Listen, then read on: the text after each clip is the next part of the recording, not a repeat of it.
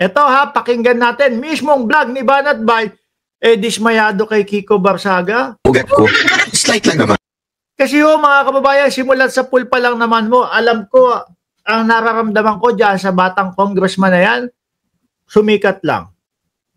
Yun lang ang gusto niyan, sumikat. Ngayon po, napansin ng mga DDS at tingin niya, ito na yung fame na hinihintay ko. Sige na, itutuloy-tuloy. Araw-arawin ko na ito. Hanggang sa biglang nagkaroon na po ng rally. At ngayon nga po, sandamakmak na 100 tao ang pumunta doon sa rally. Numulan po, 50 na lang ang natira. May himutok po si Banat Bay kay Kiko Barsaga. Banat Bay, sige, banatan mo nga. Si Kiko Barsaga. Realize ko, habang nanonood ako ng news sa sinabi ni Kiko Barsaga, ano sabi niya? Ilang beses ko narinig sa kanya to and it reminded me. At kaya doon medyo pumutok yung ugat ko. Ako po pumutok.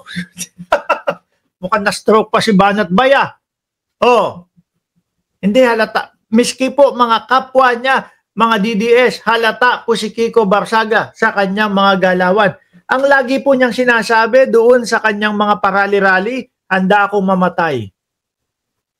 Para sa bayan ng aking buhay. Etc. Yung tipo bang pakabayani?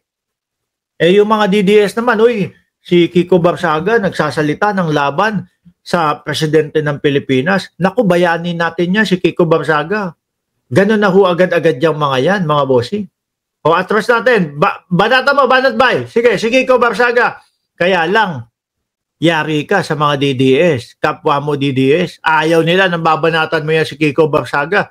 Dahil nga bago nyong bayani. Sige, banata mo. Sabihin mo yung napansin mo. Realize ko, habang nanonood ako ng news sa sinabi ni Kiko Barsaga, ano sabi niya? Ilang beses ko narinig sa kanya to and it reminded me. At kaya doon medyo pumutok yung ugat ko. Pumutok talaga yung ugat.